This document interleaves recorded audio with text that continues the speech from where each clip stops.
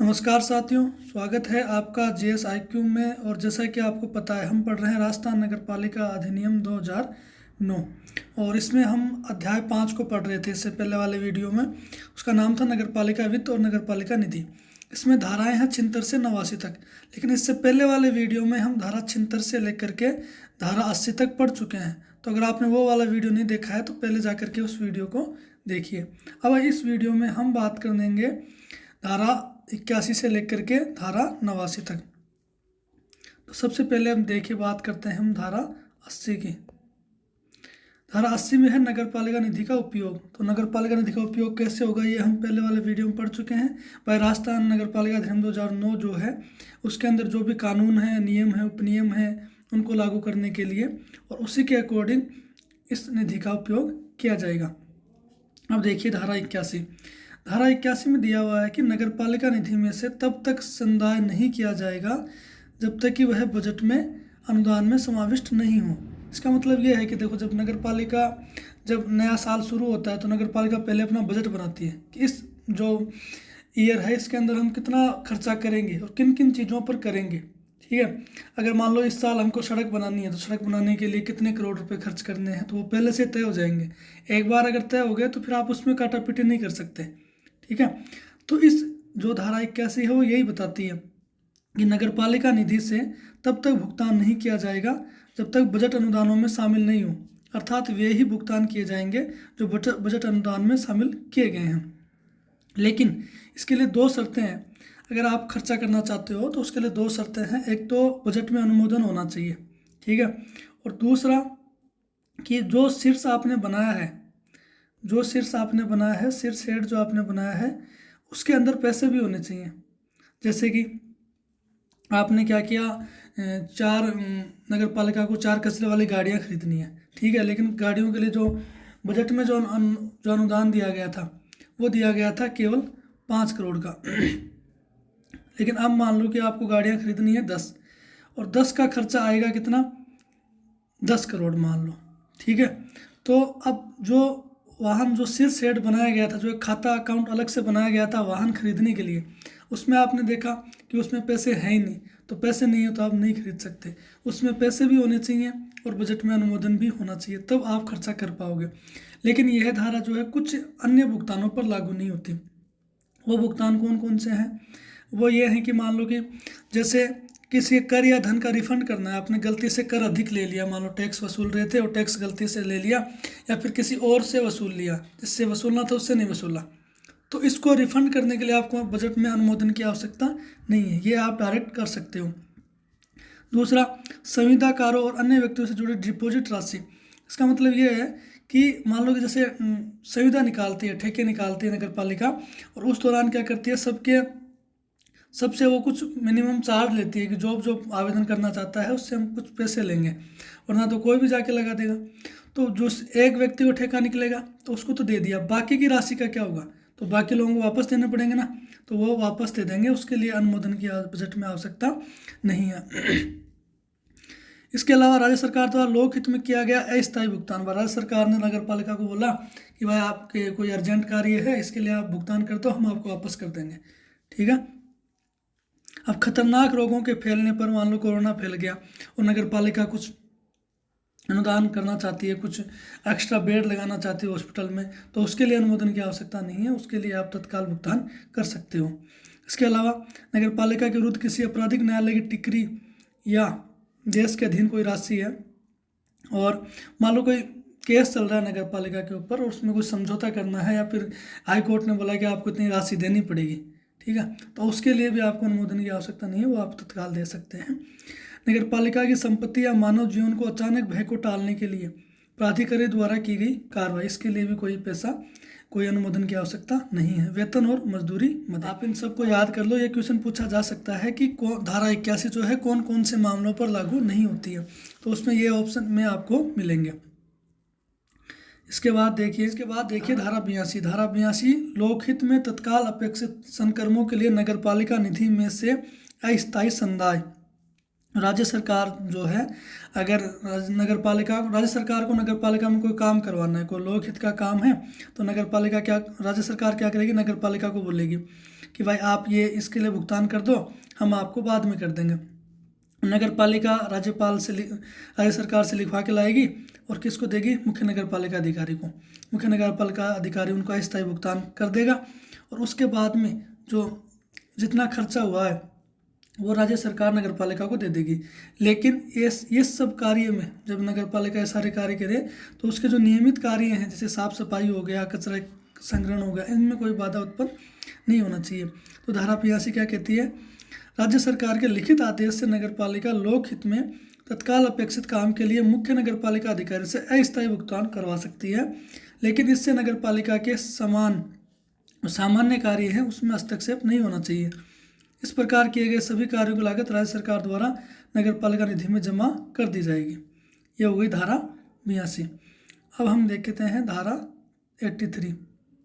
83 में लिखा हुआ है कि जो नगर पालिका है वो अपनी सीमाओं के बाहर क्या कर सकती है? संपत्ति खरीद सकती है, ठीक है, उसको मेंटेन कर सकती है, लेकिन वो जो संपत्ति है उस संपत्ति का प्रकार क्या होना चाहिए? भौतिक संपत्ति होनी चाहिए, दिखनी चाहिए वो संपत्ति आपको। राज्य सरकार के पूर्व अनुमोदन से नगर पालिका को सीमाओं के बाहर वे उपगत किए जा सकते हैं, लेकिन वह भौतिक संपत्ति के निर्माण या उनके रख रखाव से संबंधित होना चाहिए और संपत्ति का संबंध नगर पालिका के मुख्य कार्यों से संबंधित होना चाहिए। 84 ये कहती है कि विशिष्ट प्रयोजन के लिए नगर पालिका निधि का अनन्य उपयोग, मतलब नगर पालिका निधि का उपयोग किसी विशिष्ट कार्य के लिए भी किया जा सकता है। उसके लिए जो राज्य सरकार जो है वो नगर पालिका निधि का या तो कुछ भाग, ठीक है, या फिर अनुदान या नगर पालिका निधि का एक भाग किसी या फिर किसी लेखा शीर्ष से प्राप्ति के लिए वो आरक्षित कर सकती है कि आप इस काम के लिए, और वो काम जो है नगर पालिका से संबंधित होना चाहिए। तो उसके लिए राज्य सरकार क्या कर सकती है? कुछ अनुदान का भाग या नगर पालिका निधि का भाग या लेखा शीर्ष की प्राप्ति आरक्षित कर सकती है। इस पैसे को आप इसी काम के लिए यूज करोगे। राज्य सरकार इन प्रयोजनों को कार्यान्वित करने के लिए नगर पालिकाओं के लिए नियम भी बना सकती है। आप देखते हैं धारा 85 में लिखा हुआ है लेखाओं का प्रचालन। तो जो लेखाओं का जो प्रचालन है वो राज्य सरकार के द्वारा बनाए गए नियमों के अनुसार ही होगा। इस धारा में तो इतना कुछ खास है नहीं। अब धारा 86 देखिए। 86 में लिखा हुआ है कि धारा 86 में लिखा हुआ है अधिशेष धन का विनिधान, मतलब जो एक्स्ट्रा पैसे हैं उनका क्या होगा? उनको एक्स्ट्रा पैसे को कहाँ कहाँ उपयोग कर सकते हो?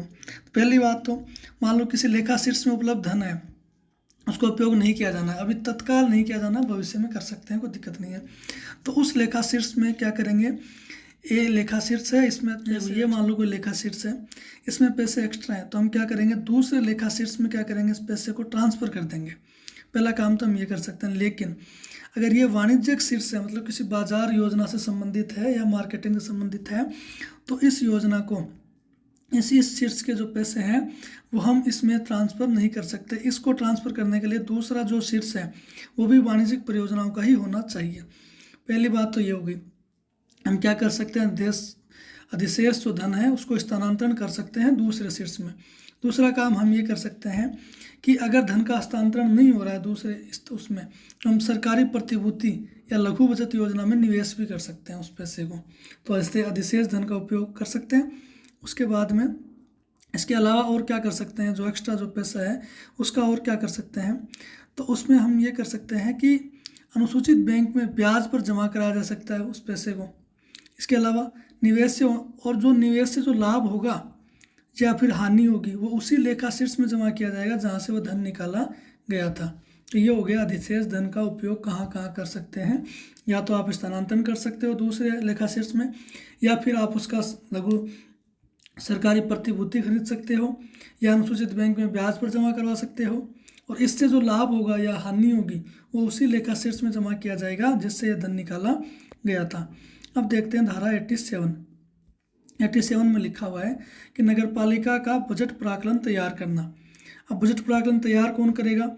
ये मुख्य नगर पालिका अधिकारी करेगा, और 15 जनवरी से पहले आगामी वित्तीय वर्ष के लिए बजट प्राकलन को तैयार किया जाएगा। साथ में स्थापना अनुसूचित भी तैयार करेगा, कितने कर्मचारी वगैरह हैं, और प्रत्येक बजट में जो आय व्यय का जो है विभिन्न लेखा शीर्षों में बांटा जाएगा बजट को।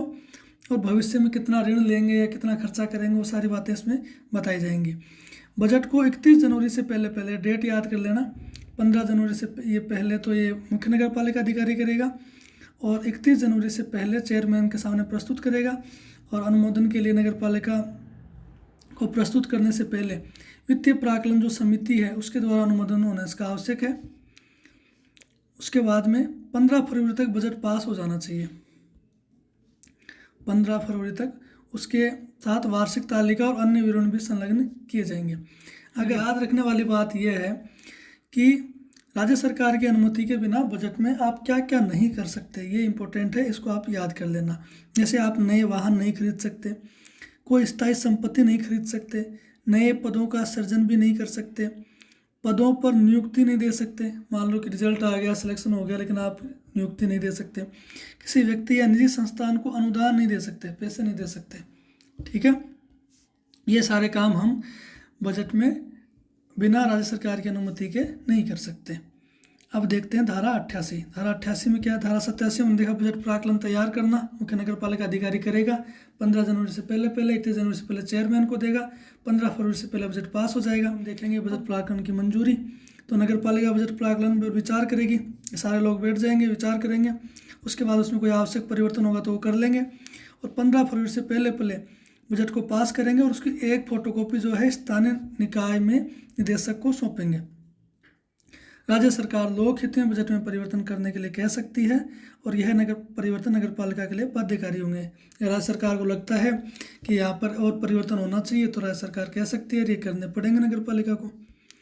इसके अलावा देखो, अगर नगर पालिका बजट पास कराने में असफल रहती है तो मुख्य नगर पालिका अधिकारी 28 फरवरी से पहले सरकार को बजट प्रस्तुत करेगा और बजट को पास किया जाएगा।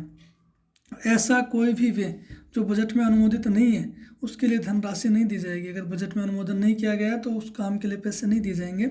अगर आप उल्लंघन करते हो तो फिर आपको अध्यक्ष और मुख्य नगर पालिका अधिकारी व अन्य व्यक्ति उत्तरदायी होंगे। इस उल्लंघन के लिए उनको लापरवाही के लिए जिम्मेदार ठहराया जाएगा और उन पर कार्रवाई की जाएगी।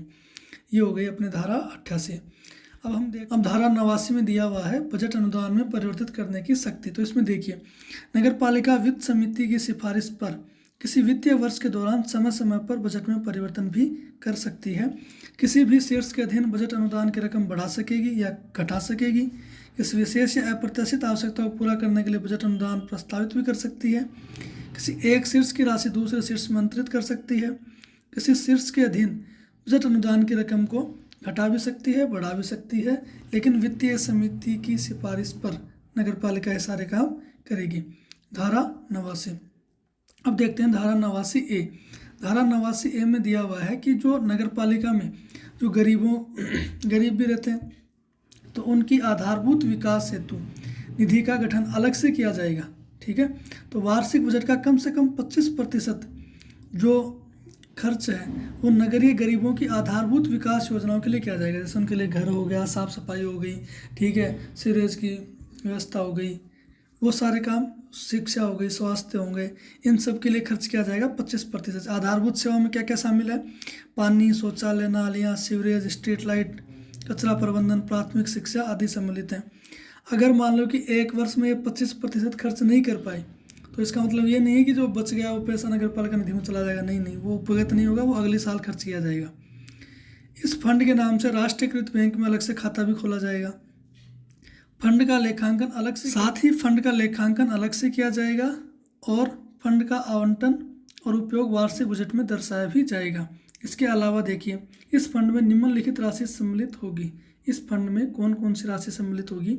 नगर पालिका के स्वयं के राजस्व, सरकारी अनुदान, भामाशाह द्वारा दान, भारी सहायता या संपत्ति बेचने से प्राप्त राशि इस फंड में शामिल होगी। ये आपने देखा कि हमारा अध्याय 5 जो है वो कंप्लीट हो चुका है। इसके बाद हम पढ़ेंगे अध्याय 6।